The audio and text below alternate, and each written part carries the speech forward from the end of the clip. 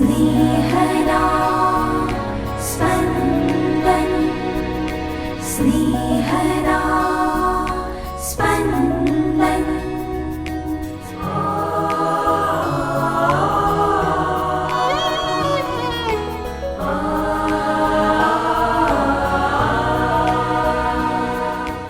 સામાન્ય કાર્ડના 30મા અઠવાડિયાનો મંગળવાર. ધર્મસભા આજે પ્રેષિતો સિમોન અને યહૂદાના પર્વો ઉજવે છે. જેના ઉપર ઈશ્વર પ્રેમ રાખે છે તેઓની પ્રાર્થના ઈશ્વર હંમેશા સાંભળે છે. ઈસુના મિશનની સફળતા તેમના ઉપરનો વિશ્વાસ છે. ઈસુ પોતાના શિષ્યોની પસંદગી તેમની મરજી પ્રમાણે કરતા નથી, પણ ઈશ્વરની ઈચ્છા પ્રમાણે કરે છે. સાંભળીએ સંત લુકકૃત શુભ સંદેશ અધ્યાય 6 કડી 12-16. તે અરસામાં ઈસુ પ્રાર્થના કરવા માટે ડુંગર પર ચાલ્યા ગયા અને આખી રાત ઈશ્વરની પ્રાર્થના કરવામાં ગાળી. સવાર થતાં તેમણે પોતાના શિષ્યોને પાસે બોલાવ્યા અને તેઓમાંથી 12ને પસંદ કરી તેમનું પ્રેષિતો એવું નામ પાડ્યું. સિમોન, જેનું નામ તેમણે પીતર રાખ્યું, અને તેનો ભાઈ આંદ્રિયા, યાકોબ અને યોહાન, ફિલિપ અને બર્થોલ્મી, માથી અને થોમા, અલ્ફીનો દીકરો યાકોબ અને જહાલ નામે ઓળખાતો સિમોન, યાકોબનો દીકરો યહૂદા અને વિશ્વાસઘાતી નીવડ્યો હતો તે યહૂદા ઇશ્કરિયોત. સ્નેહदा સ્પन्दન સ્પन्दન। આજે પ્રેષિત સિમોન અને પ્રેષિત યહૂદાનો તહેવાર છે. ઈસુના 12 શિષ્યોમાં સિમોન નામના 2 જણ હતા. એક સિમોન માછીમાર, બીજો સિમોન જનુની. સિમોન માછીમારને ઈસુ નવું નામ આપે છે પીતર. આજે જનુની વર્ગના સિમોનનો તહેવાર છે. ઈસુના 12 શિષ્યોમાં 2 શિષ્યોના નામ યહૂદા હતા. એક યહૂદા ઇશ્કરિયોત, જેણે ઈસુને ઓળખી કાઢી ઈસુને દગો કર્યો હતો. બીજો યહૂદા, જેનો આજે આપણે તહેવાર ઉજવીએ છીએ. આજનો શુભ સંદેશ ઈસુ કેવી રીતે પોતાના 12 શિષ્યોને પ્રેષિતો બનાવવા પસંદ કરે છે તે વાત કહેવામાં આવી છે. આ 12માંથી દરેકને ઈસુ વ્યક્તિગતપણે હાકલ કરે છે.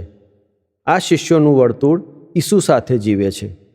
અમુક સમય સાથે જીવન જીવ્યા પછી તેઓને પ્રેષિતો બનાવવાનો સમય આવી પહોંચે છે.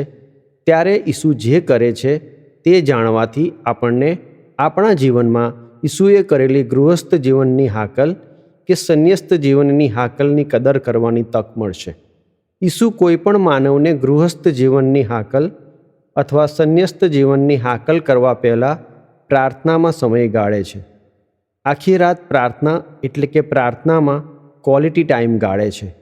એ કરવા ખાતરની પ્રાર્થના નહીં, એ પ્રભુ પિતાનો, પવિત્ર આત્માનો અભિપ્રાય જાણવાની પળો છે.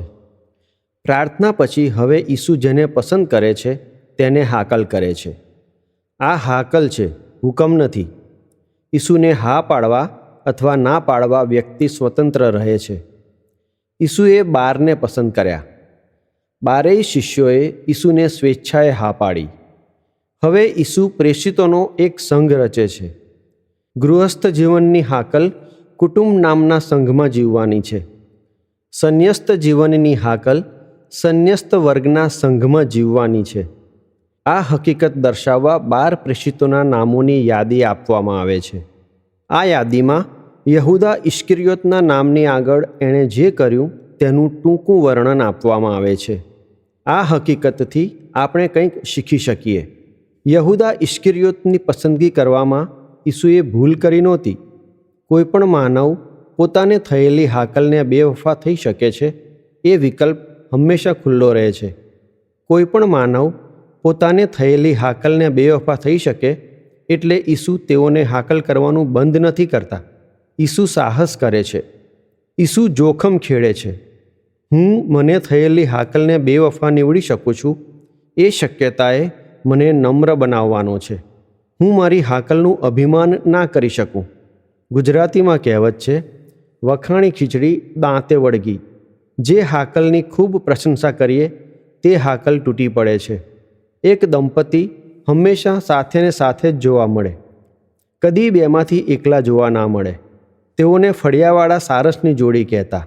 એ લગ્ન જીવન તૂટી પડ્યું. આપણે આપણી હાકલ અત્યંત નમ્રતાથી જીવવાની છે. હાકલ આપનાર પ્રભુ છે, તો હાકલ ટકાવી રાખનાર પણ પ્રભુ છે.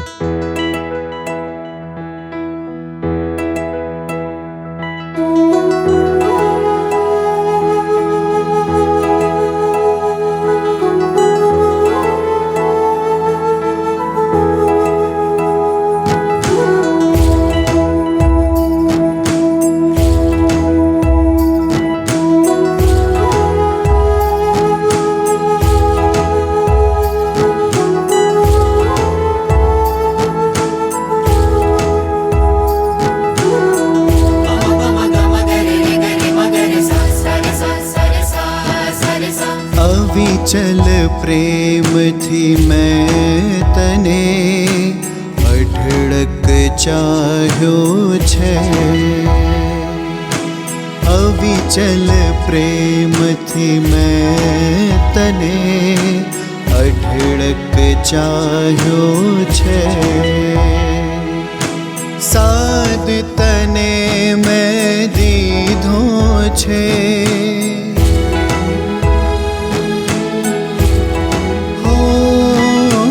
સાદ તને મેં દીધો છે ને તું કાયમ મારો છે.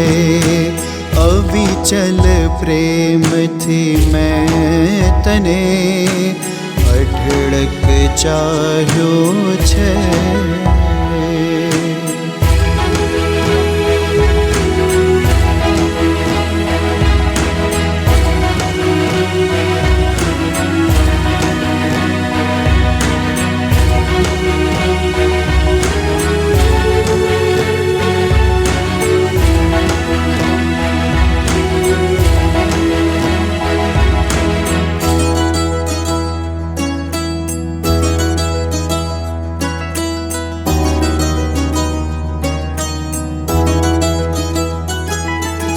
સાફ દિલથી જે કોઈ ખોજ કરે છે નિત નિત રે.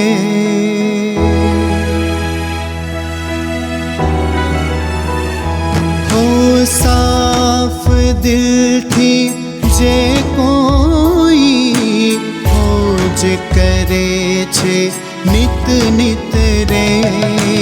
અંતર જેનું ઝુર્યા કરે છે મારે કાજે હર પલ રે.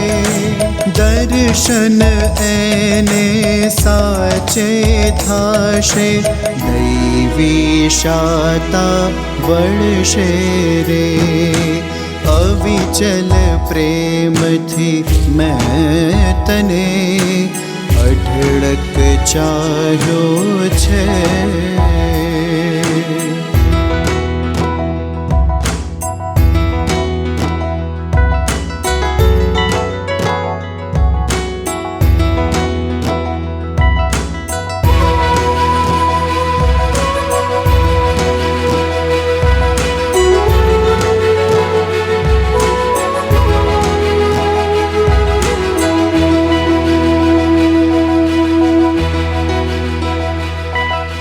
પાવન પંથે જે કોઈ પાપા પગલી પાડે રે.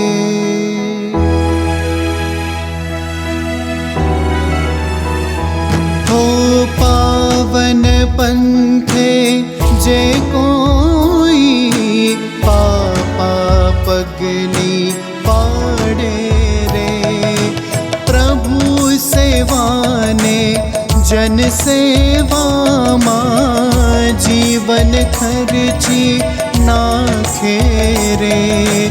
આયખું એનું ધન્ય રે થાશે અવિચલ પ્રેમ એ પામશે રે. અવિચલ પ્રેમથી મેં તને અઢળક ચાહ્યો છે.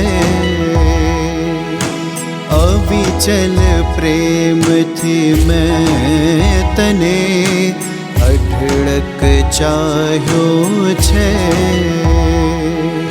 સાદ તને મેં દીધો છે.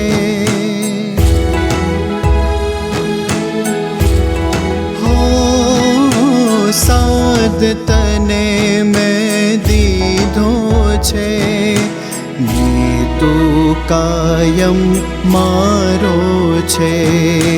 અવિચલ પ્રેમથી મેં તને અઢળક ચાહ્યો છે.